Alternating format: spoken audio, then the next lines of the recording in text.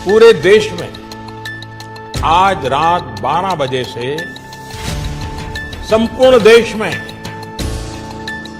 संपूर्ण लॉकडाउन होने जा रहा है। तो सुना आपने प्रधानमंत्री नरेंद्र मोदी को, उन्होंने कहा है आज रात 12 बजे से पूरे देश में संपूर्ण लॉकडाउन। हालात ये हैं कि देश में कई जगह सड़कों पर बिहार के मजदूरों को भूखे प्यासे पैदल जाते हुए देखा जा सकता है। जान हथेली पे देख के जा रहे हैं, न पहनने को, न खाने को, न कुछ। कैसे मर जाऊं, क्या रहूं, क्या खाऊं, कोई सुविधा नहीं तो क्या करूं। तो हम लोग नहीं जब जाएंगे तो यहाँ मर जाएंगे भूखा प्यासा।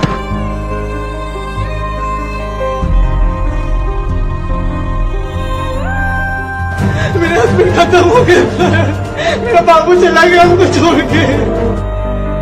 कोरोना से जंग में भी देखिए बिहार अस्पताल खुद बीमार है, अस्पतालों के हालात बता रहे हैं कि मरीज भर्ती हो जाएं तो वो भगवान भरोसे ही घर वापस हो पाएंगे। पटना के अस्पतालों में ऑक्सीजन की कमी है, अस्पतालों ने मरीजों को लेना बंद कर दिया है।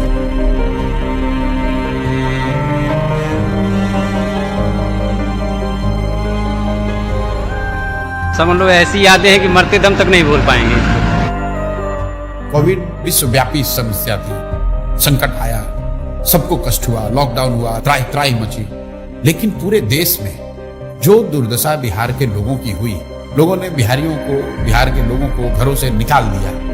लोगों को बस तक नहीं मिला, ट्रेन नहीं, गाड़ी नहीं, पैदल चल के बच्चों को लेकर अपनी पोटली, अपनी जीवन की पूरी कमाई, जमा पूंजी लेकर हजार हजार किलोमीटर महिलाएं, बच्चे पैदल चलकर आए। महीनों तक वो नजारा चलता रहा और हम जैसे लोग सारी शक्ति, ताकत, साधन होने के बावजूद कुछ नहीं कर सके। ऐसा लगा कि नहीं, अगर भगवान ने शक्ति बुद्धि दी है, कुछ ऐसा करना होगा जिससे कि समाज सुधरे। नेताओं को जिताते हराते रहने से कुछ नहीं होगा। मेरा मोह भंग हुआ, फिर साल भर अपने लिए रखा, सोचने के लिए, समझने के लिए कि क्या करना है, कैसे करना है। और तय करके जब 2 मई 2022 को मैं आया बिहार में, 2 अक्टूबर से गांधी आश्रम पश्चिम चंपारण से पदयात्रा शुरू करेंगे। हर गांव, हर शहर, हर गली, हर मोहल्ले, हर पंचायत में पहुंचने के लिए पूरे बिहार में एक बार जाने का प्रयास करेंगे। जन सुराज क्या है? ये समाज की मदद से एक नई राजनीतिक व्यवस्था बनाने का प्रयास है। लहरा दो, सरकशी का परचम लहरा दो, गर्दिश में फिर अपनी सरजमी का परचम लहरा दो। पूरे बिहार में 3 बरस पैदल चल के आपके गांव समाज को मत कर आपके बीच से ऐसे आदमी को चुन कर निकालेंगे जिसके पीछे अपना पूरा पैसा, शक्ति, ताकत, बुद्धि सब लगाएंगे और आपके आशीर्वाद से उसको जिता कर लाएंगे। वोट चाहे जिसको भी दो, एक बार वोट अपने बच्चों के लिए।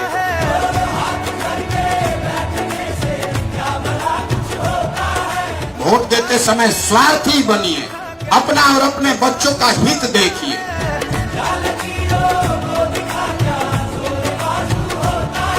जन सुराज पदयात्रा किसी और पदयात्रा से बेहद अलग है।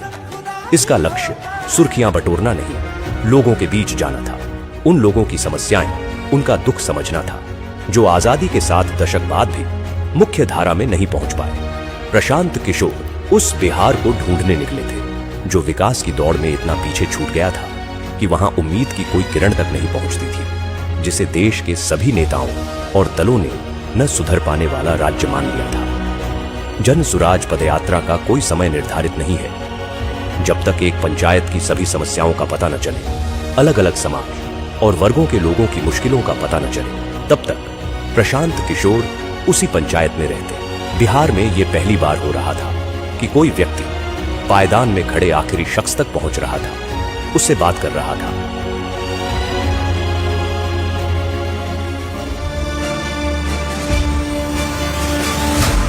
रात में पदयात्रा जहां खत्म होती, वहीं कैंप लगाया जाता। इस कैंप में प्रशांत किशोर 200 से 250 पदयात्रियों के साथ रुकते। न सोने की सही जगह थी, न पीने का साफ पानी। कैंप में सुविधाओं का अभाव था। लेकिन बिहार में बदलाव लाने के हौसले के आगे ये तकलीफें असर नहीं करती थी। सुबह होते ही कैंप में गांव वालों का आना शुरू हो जाता। प्रशांत किशोर उनसे मिलते और उनकी समस्याओं पर बात करते। लोगों को यकीन था कि कोई सुने न सुने प्रशांत किशोर उनकी आवाज सुनेंगे और उनका दुख दूर करेंगे।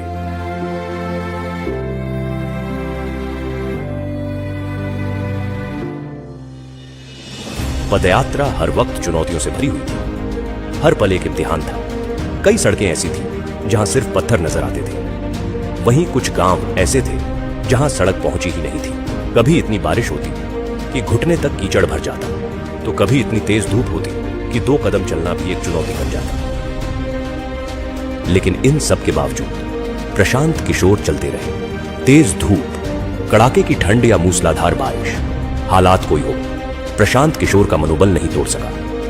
हर दिन प्रशांत किशोर 20 से 25 किलोमीटर पैदल चलते, लोगों से मिलते, छोटे छोटे समूहों में लोगों से बात करते। जो पदयात्रा महज कुछ लोगों के साथ शुरू हुई थी, अब उसमें लोग दूर दूर से आकर जुड़ने लगे। प्रशांत की आवाज पूरे बिहार में गूंजने लगी। वो जहां जाते, लोग उनकी बात सुनने के लिए इकट्ठा हो जाते। जिस मुखिया को, विधायक को जात और धर्म के नाम पर 500 रुपया और मुर्गा भात के लालच में आप वोट देते हैं, वही आदमी जब जीत कर आता है, आपके हलक में उंगली डाल के 5,000 10,000 रुपया निकालता है और आप बात बात चिल्लाते हैं कि भैया बड़ा भ्रष्टाचार।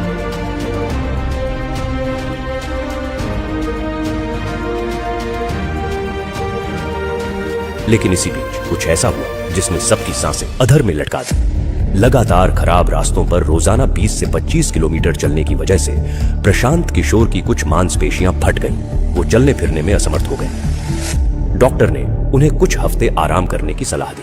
समस्तीपुर में जब एंट्री हो रही थी, वैशाली से हम लोग समस्तीपुर की तरफ बढ़ रहे थे, तो शाम के बाद अचानक से हमारी नजर जब प्रशांत किशोर पे पड़ी तो उनके पैरों में बहुत तकलीफ थी। मतलब वो जूझ रहे थे उस तकलीफ से, उनसे चला नहीं जा रहा था। पर चूंकि वो बहुत संकल्पित थे और जैसा कि सबको पता है वो बहुत जिद्दी आदमी है, 5-6 किलोमीटर का डिस्टेंस अभी और रह गया था। बावजूद इसके कई लोगों ने आके बताया, हम लोगों ने जो कहा कि भाई आपसे नहीं चला जा रहा है तो आप किसी गाड़ी पे बैठ जाइए, वहां से हम लोग चलते हैं। लेकिन तब भी उन्होंने उसको किसी तरीके से कंप्लीट किया। शाम को जब पदयात्री आपस में बैठ के बातचीत कर रहे थे तो ये बातचीत चल रही थी, सब मायूस थे और एक बार के लिए लग रहा था कि अब शायद ये पदयात्रा कभी ना चले, जितना तकलीफ में प्रशांत किशोर उस वक्त दिखाई पड़ रहे थे। लेकिन महज कुछ दिनों के बाद ही उतने ही उत्साह के साथ उसी मोरवा ब्लॉक के लरुआ गांव से पदयात्रा फिर से शुरू होती है। तो वहां महिलाएं उनको आशीर्वाद देने के लिए लगातार आए हैं। सबकी आंखों में आंसू है, इमोशनल है। जैसे ही पदयात्रा चलती है, कई लोग उनको गले लगा लेते हैं, कई महिलाएं उनके सर पे हाथ रख देती है उनको आशीर्वाद देने के लिए। बुजुर्ग आके बात करते हैं और गांव में भी एक उत्साह का माहौल होता है कि जिस व्यक्ति को यहीं पे चोट लगी थी वहीं से उनकी शुरुआत हो रही।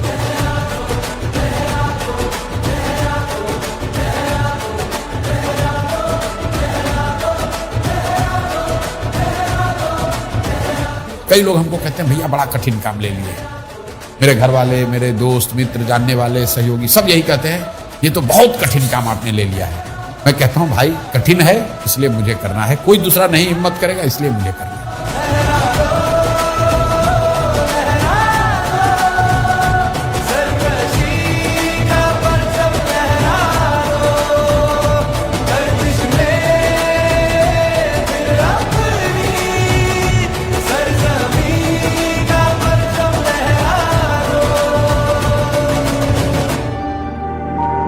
पदयात्रा के दौरान प्रशांत किशोर की पहचान एक नए बिहार से हुई।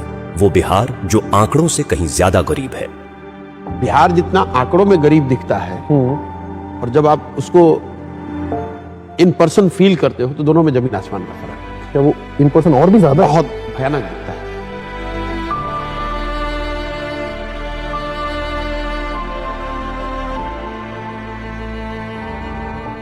जब आप उसको विजुअली देखते हैं, इंटरैक्ट करते हैं, तो कभी कभी वो मतलब घबराहट सी होती है, इतनी मतलब है घबराहट होती है यार ये कैसे सुधरेगा, कितना पीछे छूट गए हम लोग। क्वाइट कॉमन, आप किसी भी सभा में आप बैठते हैं तो 5-10 ऐसी बूढ़ी महिलाएं आपको मिल जाएंगी, बुजुर्ग मिल जाएंगे जो कहेंगे कि हमारे पास कुछ नहीं है, 400 रुपये पेंशन मिलता है, वो भी नहीं आ रहा है, बच्चों ने मुझे निकाल दिया है, मेरे पास घर नहीं है।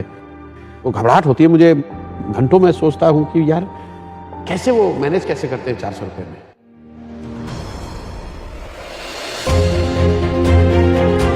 दो सालों की पदयात्रा में प्रशांत किशोर ने लोगों को जागरूक किया, उन्हें अपने वोट की सही ताकत का एहसास करवाया। उन्हें बताया कि उनका और उनके बच्चों का जीवन बदलने का तरीका है सही मुद्दे पर वोट देना। लेकिन हर जगह लोग यही कहते कि उनके पास विकल्प नहीं है। इसके अभाव में हर बार उन्हें न चाहते हुए भी उन्हें कुछ दलों को वोट देना पड़ता है। इसी सवाल के गर्भ से निकला जन सुराज अभियान को राजनीतिक स्वरूप बनाने का विचार। जन सुराज के 1 करोड़ से ज्यादा संस्थापक सदस्यों के साथ चर्चा की गई। हर बात पर बारीकी से बात की गई और इसके बाद सबकी सहमति से तय हुआ कि इस अभियान को अब राजनीतिक दल का स्वरूप देना जरूरी है ताकि बिहार की विकल्पहीनता खत्म हो। 25 में बिहार में नई व्यवस्था बननी है। आपने हाथ में राखी बांधी है, तब आपका हाथ पकड़ रहे हैं और भरोसा रखिए आपको भी हारने नहीं देंगे। 2025 में जनता का राज बनाए।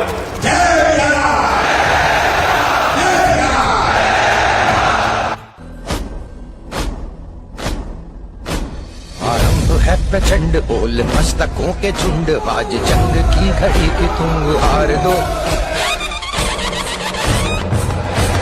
आरंभ है प्रचंड बोल मस्तकों के झुंड, आज जंग की घड़ी की तुम हार दो। मान वान शान या कि जान गाहो दान, आज धनुष के बाण पे उतार दो। आरंभ है प्रचंड करे सो प्राण दे, जो मन करे सो प्राण ले, वही तो एक सर्वशक्तिमान है। विश्व की पुकार है, ये भागवत का सार है कि युद्ध ही तो वीर का प्रमाण है। जो लड़ सका है वो ही तो महान है। जन सुराज को आधिकारिक तौर पर जन सुराज पार्टी के तौर पर स्वीकार कर लिया गया है।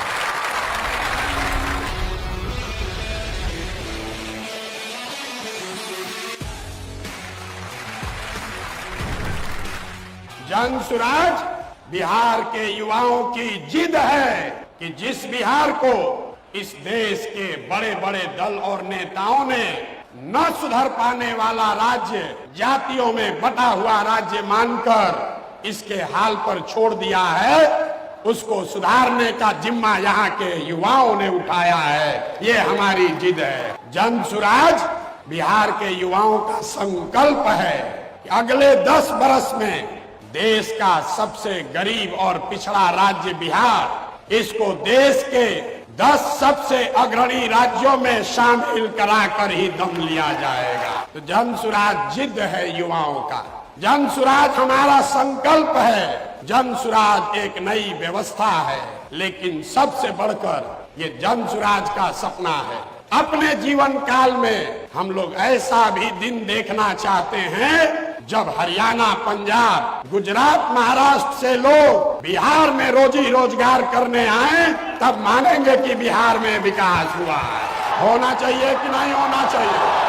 होना चाहिए कि नहीं होना चाहिए?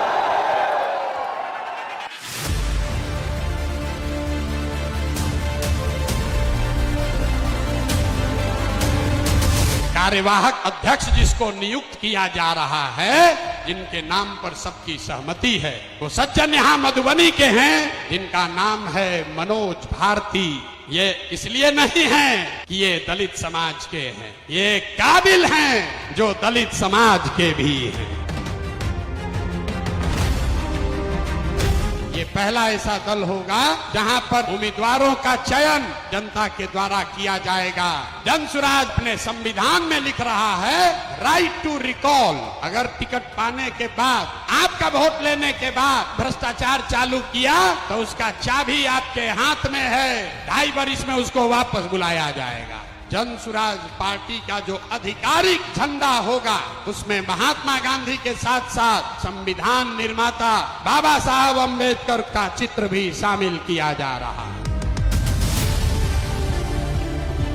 कमर कस लीजिए, जंग की शुरुआत ठान दी है, अब हम लोग पीछे हटने वाले नहीं हैं। जय बिहार, जय बिहार, जय बिहार, जय बिहार, जय बिहार। प्रशांत किशोर ने आज अपनी नई पार्टी लॉन्च की। पार्टी का नाम है जन सुराज पार्टी। इस मौके पर पटना के वेटरनरी ग्राउंड में प्रशांत किशोर ने बड़ा कार्यक्रम किया। उन्होंने कहा कि वो बिहारियों के सम्मान के लिए काम करेंगे। पार्टी के झंडे पर बापू और बाबा साहब दोनों की फोटो होगी।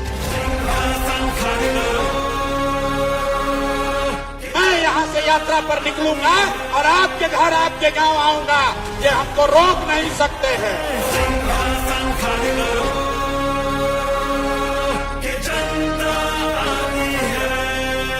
6 महीने के लिए कमर कस लो और अपने इस बेटे अपने भाई पर भरोसा रखिए। नवंबर में आपको नई सरकार बनाकर, जनता की सरकार बनाकर देंगे।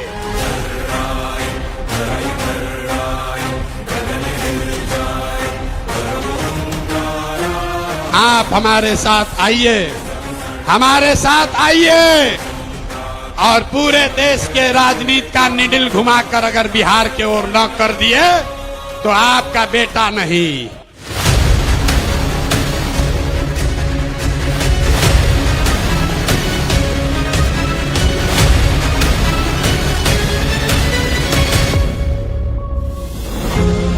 दल बनने के बाद एक बार फिर प्रशांत किशोर ने लोगों के बीच पहुंचना शुरू किया। इस यात्रा को नाम दिया गया बिहार बदलाव यात्रा। मकसद वही था, दशकों से विकास की दौड़ में पीछे छूट रहे बिहार के लोगों को बताना कि वो गरीबी और बदहाली से कैसे निकल सकते हैं। लोगों को ये एहसास दिलाना कि वो अपने वोट की ताकत से बिहार में कैसे बदलाव ला सकते हैं। यात्रा की शुरुआत जयप्रकाश नारायण के पैतृक गांव सिताब दियारा से हुई, लेकिन वहां पहुंचकर पता चला कि जेपी के घर का बिजली कनेक्शन कटा हुआ था, क्योंकि बिजली बिल का भुगतान नहीं किया गया था। इस स्थिति से साफ हो गया कि 40 साल से जेपी के नाम पर राजनीति करने वालों की मानसिकता क्या है। प्रशांत किशोर ने इस स्थिति को जनता के सामने रखा। भाई बताइए, जेपी के घर में भारत रत्न आपने दे दिया, आप जेपी की महिमा बंधन कर रहे हैं, नाम कुर्सी पर बैठे हुए हैं और उनके घर में बिजली नहीं है, अंधेरा रहता है। इससे ज्यादा दुर्भाग्य की बात क्या हो सकती है। नतीजा यह हुआ कि जेपी के घर की बिजली बहाल हुई। इस तरह बिहार को बदलने की यात्रा की शुरुआत जेपी के घर की स्थिति बदलकर हुई। 1 साल से कटी हुई है डिस्कनेक्ट में। आज प्रशांत साहब आए हुए हैं तो बिजली चालू हो गई यहाँ पे। बिहार बदलाव यात्रा ने इस बात को साफ कर दिया कि प्रशांत किशोर ने लोगों के मन में उम्मीद भर दी है। वो जहां जाते हजारों की भीड़ उनके स्वागत में खड़ी रहती। लोग दूर दूर से प्रशांत किशोर को सुनने आ रहे थे। वोट बिहार का तो फैक्ट्री कहाँ लगना चाहिए, बिहार में कि गुजरात में? सबको बोलना है, वोट बिहार का तो फैक्ट्री कहाँ लगना चाहिए, बिहार में कि गुजरात में? बिहार में कि गुजरात में? नीतीश कुमार को रखना है कि हटाना है? रखना है कि हटाना है? रखना है कि हटाना है? हाथ उठाकर बोलिए, रखना है कि हटाना है? सभाओं में जन सुराजियों की ऐसी भीड़ उमड़ती कि लोग देखकर दंग रह जाते। सबके मन में सिर्फ एक ही उम्मीद कि प्रशांत किशोर बिहार में बदलाव लाएंगे। बिहार में बदलाव होना चाहिए कि नहीं होना चाहिए? होना चाहिए। अभी होना चाहिए कि 5 बरिस के बाद? अभी कि 5 बरिस के बाद? सब लोग तैयार है? अगर सब तैयार है तो हमसे गारंटी ले लीजिए, शर्त के बाद किसी का बच्चा बिहार से बाहर पढ़ने के लिए और रोजगार के लिए नहीं जाएगा।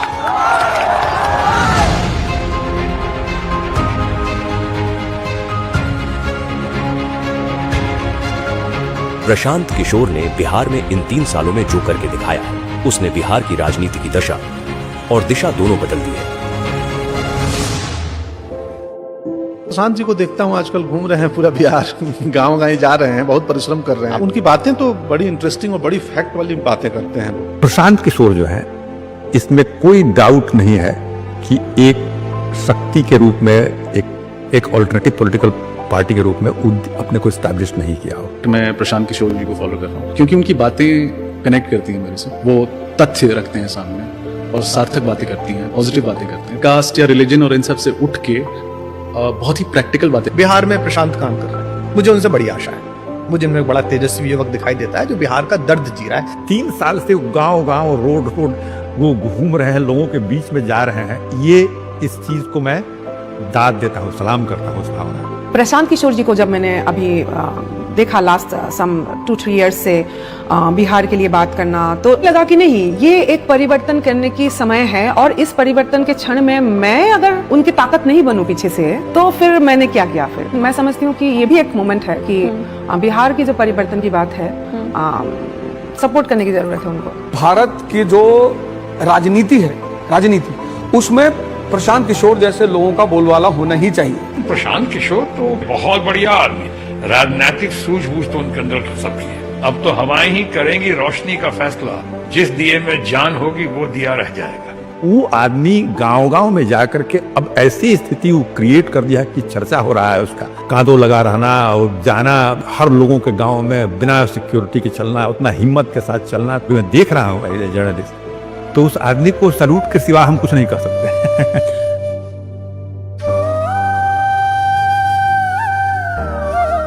जीवन में मेरे पास जो कुछ भी है वो सब कुछ मैंने इसमें दाव पर लगाया है, अपना सब कुछ झोंका है इस पर, और ये तय करके आए हैं कि चाहे जो भी करना पड़े किए बगैर मानूंगा नहीं।